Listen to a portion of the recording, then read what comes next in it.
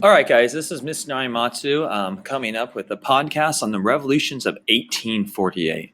We're going to go ahead and review this part right here that says overview. So we'll go through this, and then I'm going to go ahead and talk about kind of three major isms. And we've already kind of studied a little bit about the isms, but three major, or actually four major isms that are taking place right now that we're going to see in multiple countries during the revolutions of 1848.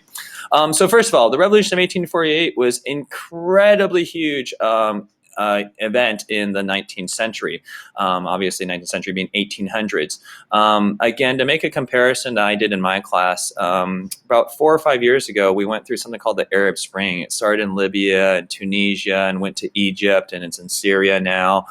We saw some moments in Saudi Arabia, but basically these were individuals saying, you know what, we're done with kings, we're done with these dictators, we want democracy. And that largely is what's happening in the revolutions of 1848. They're not calling democracy what we call democracy right now, but they're asking for some what we call liberal rights. Probably the right to vote, probably some individual rights and freedoms, probably listening to Adam Smith's ideas of government a little bit hands off and let the people have more freedoms. So that is basically what's happening in 1848. We're going to see about 5, 6, 7 different countries, some countries that are not even unified, like Italy, come together and start talking about some major issues. As I said earlier, the isms, really there is nationalism. Let's go ahead and talk about nationalism. And right now you should be taking some notes over here. Nationalism is the belief in your country, and it's actually like at some levels an excessive pride of your country.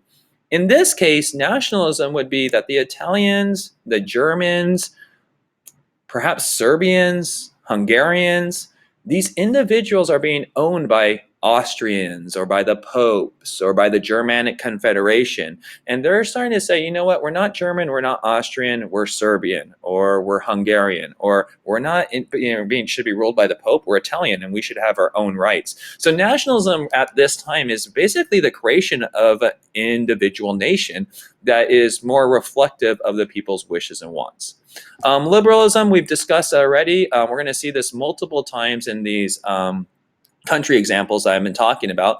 But liberalism is basically the idea of individual rights, suffrage, more leaning towards what we call more equality and away from the feudal system. Romanticism is something that we're going to have to take a much closer look, and you're going to see moments of this. But Romanticism is basically believe in what your heart says. And I know that we've already talked about Romanticism, but really the probably best example of a romantic event would have been the French Revolution. And I know in your brain, you're probably saying that didn't seem such a nice event. But remember, Romanticism is being emotional, doing what you believe is right, even if your heart believes it's right. And so when you think about a lot of the statements and a lot of the actions during the French Revolution, the people, the Third Estate, the petite bourgeoisie, Robespierre, thought they were doing things in the best interest of their people at that time. So Romanticism is kind of not being rational, but kind of being a little bit more emotional, kind of being stuck in the moment. Let's have a revolt. Let's be violent. Let's have a fight because, gosh darn it, that's what my heart wants, and that's where I'm going to go. In addition, of course, we have economic issues, and also up here, as you can say, it's political issues, people fighting for these rights. So those are kind of the isms. The other ism that I would add, I said that there's going to be kind of 4 at the beginning. The other 2 I would add is socialism. I'd be typing that one as socialism as another factor. The idea that workers are going to begin fighting for their rights. And they're going to be asking to be paid equally and be treated equally to that of the boss. So that's another ism that we're going to see pop up, socialism. The last ism is what we've been learning in this class, which is conservatism. Conservatism is the belief that, everything should stay the same. We should have a monarchy. People cannot be trusted with democracy. We should be very religious and not support religious toleration. Maybe there should be a certain religion for the state. If we're all Catholic, maybe we should be all Catholic. If we're all Protestant, maybe we should be Protestant. So conservatism is a very strong one, and that's going to be used primarily by the governments. The governments who are the kings, the governments who are gaining power from the church are going to try to protect those power and stop liberalism, stop romanticism, stop nationalism, stop socialism. So you have those kind of 4 things: romanticism, socialism, liberalism, and nationalism, kind of going against the idea of conservatism. And by now you should have understand that after the French Revolution and after Napoleon, people wanted things to be a little bit more settled. It was so chaotic. It was so dramatic change that people wanted to be very conservative. No, only Britain and Russia avoided significant upheavals. Britain, it's interesting to note that Britain, since the Glorious Revolution, is not going to fight wars. I mean, if you think of the French Revolution, it was a civil war. It was people killing their king, people killing their guards, people killing the rural areas. It was a civil war. Britain had its civil war, and it was called the English Civil War. And after that, they had the Glorious Revolution. And there's just a certain belief in Britain that before we should start killing each other, we should probably compromise and talk. So that's one reason. Another reason perhaps is also that Britain is ahead in the Industrial Revolution. They have a lot of money. They're not doing nearly as poorly as all the other countries. And so therefore the fights between their people may be not nearly as strong. I've always argued to my students in my class, we'll never see a revolution in America unless people go hungry and don't have a home. And I kind of think that's what's happened in Britain. Britain, people are doing pretty well. Yeah, they're complaining, but it's not so bad that they're going to go fight in the streets. These other countries, life is not nearly as nice as in Britain is. And so you're going to see a little bit more fights. Russia is kind of actually for the opposite reason. Russia has so much control of its people. Its serfdom is so strong. We still have peasants over there. They still have nobles called boyars, that Russia does not have an issue because it doesn't allow its people any type of these freedoms or rights. So we kind of see the two extremes. It's all the countries in the middle that are kind of giving people's rights, and those people are taking advantage of those rights, where we see some major problems and issues. So again, here's that moment. Here it says liberal reforms, and here it says conservative oppression. Again, both extremes on this side. Here we're so liberal, we're giving in to so many demands, we're compromising on so many things, we're not going to have an issue. And over here, we are so much of a police state. We put people so down, people don't even want to even have their own thoughts and beliefs, that it's not done. It's in between these areas that we're going to see some issues. Kind of a big issue right here, resulted in the end of serfdom in Austria, Germany. We will get universal male suffrage in France. We're going to get some parliaments created in the German states. That's going to start trying to unify Germany and start thinking of itself as a Germany with an elected body, not all these little princes and aristocrats and individuals with their own little kingdoms like the Holy Roman Emperor had been. And also we're going to talk about the rise of Prussia in that, and also a little kingdom in Italy, Sardinia, Piedmont, who will be basically the little Brandenburg Prussia of Germany. So if Brandenburg and Prussia will help create Germany, then Sardinia and Piedmont is a little kingdom that will help unify Italy. The last of the liberal revolutions, well, that can be debated, so I'm not going to really go into much of that. So where we start is France, and a kind of a quote that you should be writing over here is this: when France sneezes, Europe catches a cold. You should have noticed that the French Revolution kind of upset what happened all in the continental Europe. We're going to see, and also you should have known in the revolutions of 1830, it started with France. Well, guess what? The revolutions of 1848 once again start with France. Again, to make a comparison to today's days, the Arab Spring, which was kind of like the revolutions of 1848 for the Middle East, not for Europe. There was a guy in Tunisia who actually he was upset that he couldn't sell fruit for his family, sell fruit on the streets, and he was trying to make money on the streets to support his family. Specifically, I believe he was trying to get his sisters to go to college, and the government took his scale because to weigh the food, because he didn't have the correct paperwork for that. And what the guy did is he went in the middle of a town square right in front of the government. I mean, this is like 6 years ago or 5 years ago, and he put gasoline on himself and burnt himself as an act of protest to say, what else can I do? I can't make money. I can't support my family. You need to let me at least have my scale so I can do that. And that really started this whole, what we call Arab Spring. It went from Tunisia to Libya to Egypt to Morocco to Syria, again, Saudi Arabia, Qatar, United Arab Emirates, Iran even actually had some moments of people revolting in the streets. And in Iran, they called it the Green Revolution. So if in Tunisia there was a guy that started kind of this whole Arab Spring thing, well then guess where it starts here in 1848, once again with France. We notice that France has been the cultural and political heartbeat of Europe, starting with probably Louis XIV, and they continue to be so.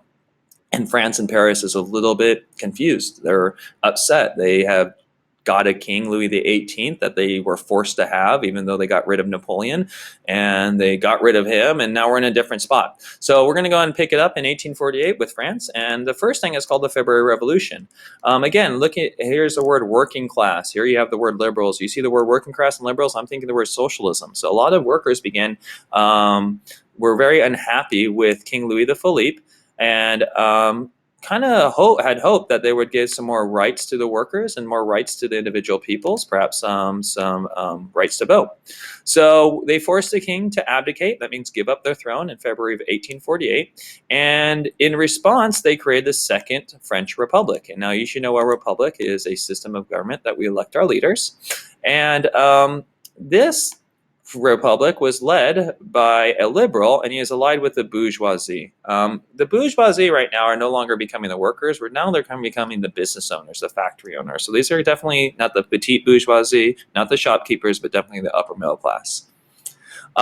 We have a guy called Louie Blanc, and he actually becomes kind of a leader of the Second French Republic. And again, here's that word socialism. So he starts saying, hey, you know what? We need to provide more rights to the working classes, probably more money to them. And also, hey, if you do not have a job, we should create work. And so what he did is he created these national workshops. These are basically big businesses that if you were unemployed, supposedly you should get a job. Unfortunately, these national workshops did not work out so well. And we're getting kind of close to this idea of communism that we'll talk about later. But there are some flaws in trying to force people to work inside of this kind of an area. So we'll talk about that later. Nothing that you need to know now, but you need to know that this is basically a socialist liberal kind of push against what was a previously very conservative government. Here are some of the reforms that stayed later. They abolished the slavery in the empire. Here's a 10-hour workday. If you're saying, hey, that sounds like socialist, you're absolutely right. Abolish the death penalty. If you're saying that sounds like a liberal, you're absolutely right. Some rights, a little bit more Enlightenment values as well. There was April elections for a new assembly. However, the assembly is not good enough, and we get another revolution. So we had the February Revolution. Now we get the June Days Revolution. And once again, this is in the same year, 1848. So we're talking about, what, five months later. The government closed those national workshops that were for the unemployed. And basically what happened is the bourgeoisie, again, the business owners, the people that own the factory, and the workers, the people that would be in there, began to have a major issue, and there was a major fight. Workers said, hey, we are being poor, we're not being treated correctly, we need to get more wealth, redistribution of income, more wealth from the rich, perhaps in the form of taxes. And the bourgeoisie, who are very rich at this time, go, yeah, right, we're not giving anything to you. This is where Les Mis comes. So if you've ever watched the movie or seen the play Les Mis, there's a bunch of young Parisians who are fighting, looks like the French Revolution. It's not the French Revolution. It's actually about 30 years or 40 years after the French Revolution. And basically they are trying to create a France for the workers, and they fail miserably. So as you can see, it's crushed. The revolt is crushed. Over 10,000 die. The conservatives win. The socialists and the liberals lose. In election of 1848, we have Louis Napoleon, who becomes president. And guess what? I believe he's the cousin of Napoleon I. In 1852, he consolidates all his power and becomes Emperor Napoleon of the Second French Empire, not the Second French Republic, because we're not voting him because he's an emperor. So yeah, we get another Napoleon. We get another emperor. France. Good Lord. Can't you learn from your history? Warfare, chaos, and another dictator. And that is the story of revolution sometimes. So that is France. So hopefully you understand France. So now moving on to Italy, you can notice that immediately it says nationalists and liberals. We are not talking about these socialist groups anymore. Now we're talking about people who want probably rights to vote and also want to have their own darn country. Remember that Italy at this time is still what we call city-states. In the north, we have independent city-states. In the south, in the middle, we have the papal states, which are owned by Rome and the Pope and the Vatican. And in the south, we still have the Habsburg Empire owning the bottom part and Sicily. So Italy is not unified. It is very much divided among many different individuals between city-states, Habsburg, Austrian empires, and the Pope. So they wanted to end this, obviously, this foreign domination, kick out the Austrians. The Pope should not be owning these two city-states. In 1848, these individuals actually kicked out the Austrians, and the Bourbon rulers in Sicily and Naples were defeated. So the Bourbons who owned France, the same Bourbons in France. These guys had family in Sicily and Naples, and they were defeated. And at that time, Sardinia Piedmont declares war on Austria. So you can see that this is really a fight not about individual rights, not about workers, but really about kicking people out of their country that they believe is their own country. And that word is nationalism, guys, making your own country. So we have this guy called Giuseppe Mazzini, and very important. He establishes a Roman Republic, and he has his buddy Garibaldi and his forces. And so these two are working together, one kind of being the political factor, one being the military factor, and they're trying to get rid of all these foreign people inside of Italy. Here you can see Pope Pius is a little concerned, and he flees to Rome. He runs away. And although they try to start some revolutions, they're largely failed. They are not well organized. They're going to come to Italy's going to try to unify again, but in this moment, they're kind of not organized well enough. And so the Austrian general comes in, he takes out Sardinia Piedmont, he takes back Lombardy Venetia. The French come back to support the Papal States. So once again, Italy is divided. The revolution of 1848 was not very successful. Here it says kind of some of the problems. Number one, the rural people did not support the revolutions. We saw this problem in the French Revolution where Paris was going crazy, but the rural areas who were more religious, more conservative, probably believed in a king more, probably believed in a church more, did not support the revolution. So we got that issue in Italy. Like I said, the revolutionaries were not united. They kind of had no history of being united, and so this was their first time, and when they worked together, it wasn't the best. There is also some people who believe that, that things might get too crazy, kind of like the French Revolution, so let's not go too extreme. And like I said earlier, I really believe that the big issue was that these guys had not worked together. There was no common leadership. Okay? So then we come to Austria, and Austria, we got a major issue. Here's the issue in Austria. This is it right here. The nationalists. Where are the nationalists? Oh my God. Look at all of these people.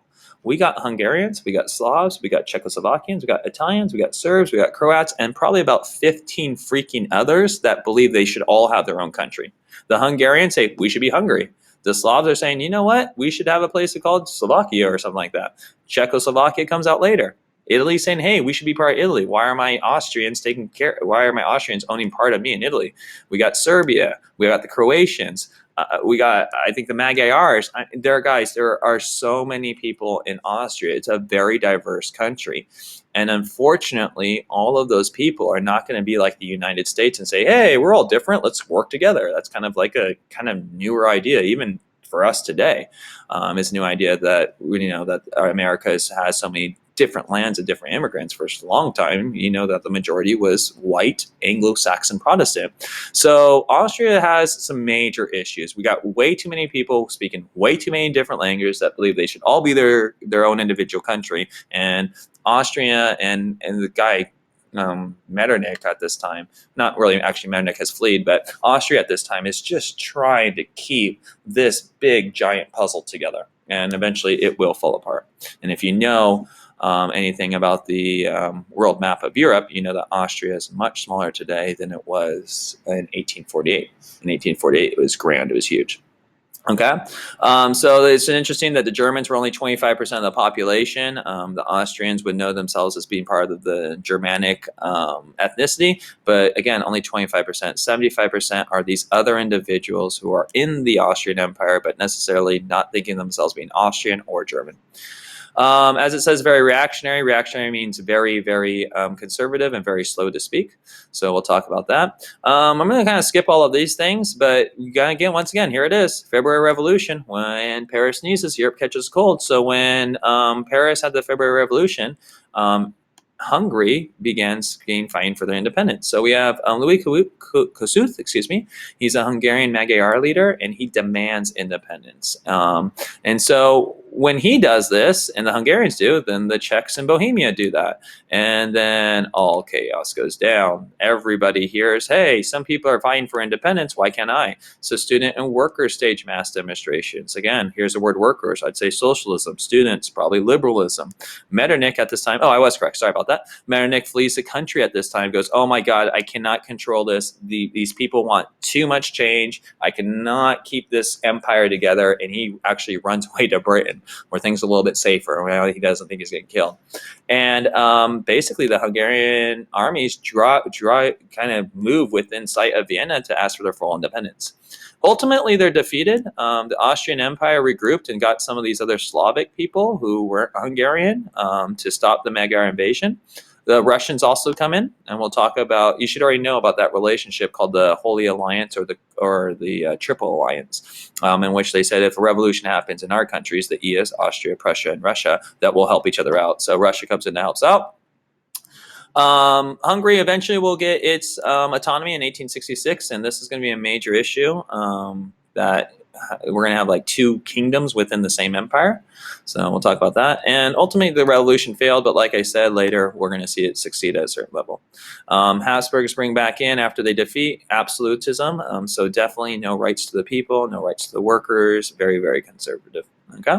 And then we have also in Austria, the Bohemia, they have the Prague Conference. And they're trying to develop something called all the Slavics. It's called also the Slavic Conference. They meet in Prague, and when they're trying to figure out how to create a constitution and their own rights and beliefs, autonomy within the Habsburg Empire. So these Slavic people are actually trying to create their own country within the Austrian Empire, just like Hungary is trying to create their own country within the Austrian Empire. So again, a little bit of nationalism happening here for sure. The Pan-Slav Congress failed to unite, and ultimately they occupied Bohemia and didn't allow these guys to meet and crush the rebellion. Okay. Next, we have the German states, who are the independent states within the Germanic Confederation. During this time, the biggest thing that they're looking for is what we call classical liberalism. They're looking for constitutional changes. And so they create the Frankfurt Parliament. And here they began saying, you know what, we should create elections like a republic with an assembly, and all states have to get to vote in. And so we can unify the states. They also want to fight Denmark and kind of increase their size of their country, and we'll talk about that. Obviously, Prussia is going to be the one that's going to increase the size of the country because they have the biggest army. So that happens. Later, the Prussian king, in one of the German states, Prussia, King Frederick William IV, rejected the liberal constitution. He claims divine right. So again, liberals want one thing, and he responds with conservatism, bringing it back to monarchy. And I mean, divine right means I don't even have to listen to a constitution or the people at any time. And here you go, is a conservative constitution. So ultimately, Prussia and Austria did not support unification. They kind of did their own individual things. And ultimately, that's going to cause an issue. One of these people are going to have to take the lead on German unification, and it's going to be Prussia with its army that's going to do so. And so we'll see that later. And it ended pretty much in failure. I'm not going to really talk about the humiliation of Olmütz. It's something you can read, but we're going to move on. So that's what happened in Germany. Germany, you can see, is basically the idea that we want some liberal things. However, it was pretty much rejected by King Frederick the William, and none of those things happened, and it becomes a very conservative country. All right. So let's talk about the Revolution of 1848. What should we learn about these things? The liberal and nationalist revolutions, nor the conservatism, were able to maintain their dominance. It's going to be a constant fight between them. Liberalism, nationalism, socialism, democracy made some gains, but were largely kept in check by conservatives. Multiple times they said, hey, look at the conservatives won. Look at the nationalisms did not win. Look at liberal did not win. Look at socialism didn't win. So conservatives largely did win during this time. However, there were some gains and some traction that many people are going to go ahead and continue to pick up. The liberals are going to pick up. The socialists are going to pick up. The nationalists are going to pick up.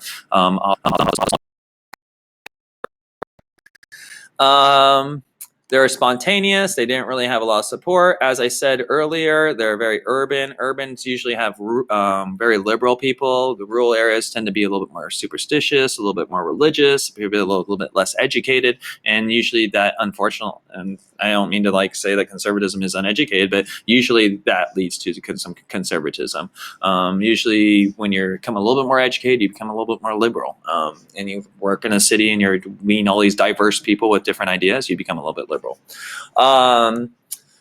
So here it says the landowners and the peasants stopped it. The middle class obviously always starts the revolution. I mean, that was Robespierre. He was a lawyer. That was Martin Luther King. He was a professor. Middle classes always start the revolution. But they were so scared that things would get so extreme like they did in the French Revolution that they probably didn't push nearly as fast and as hard as they should have. There was such a division among the different national groups within the Austrian Empire that the Austrian Empire actually used the Serbians against the Hungarians, which is quite interesting. So there you can see where Austria is playing a game with all these people, like using one to fight against another. Interesting. Some positive things that happened. The universal male suffrage introduced into France. We started with that here. Serfdom was abolished in Austria and the German states, finally. It's still running strong in Russia. So remember I told you that was a major issue. And lastly, the revolutions of 1848-49 brought close to the era of the liberal revolutions that began in 1789. France starts a major revolution in 1789. We had the revolutions of 1830. The revolutions of 1848 will end that. More times will be done on compromise, perhaps on nationalism. And in some cases, we're actually going to see conservative revolutions. And that's going to be definitely the case of World War I and World War II much later. But the idea of liberalism, about rights and stuff, these things had been spoken of, and we're going to add more to it, but we're not going to need a revolution to add more rights to the people. So there is a little synopsis of something I call political turmoil, because as you can see, this is just a fight between those isms. It's conservatism versus... I went to 1830, sorry about that. It's conservatism versus liberalism, romanticism, nationalism, and socialism. So hopefully you're beginning to understand those kind of four groups and how they popped up in each country and how there was a fight and the results of each of those fights. All right, guys, check you out next time.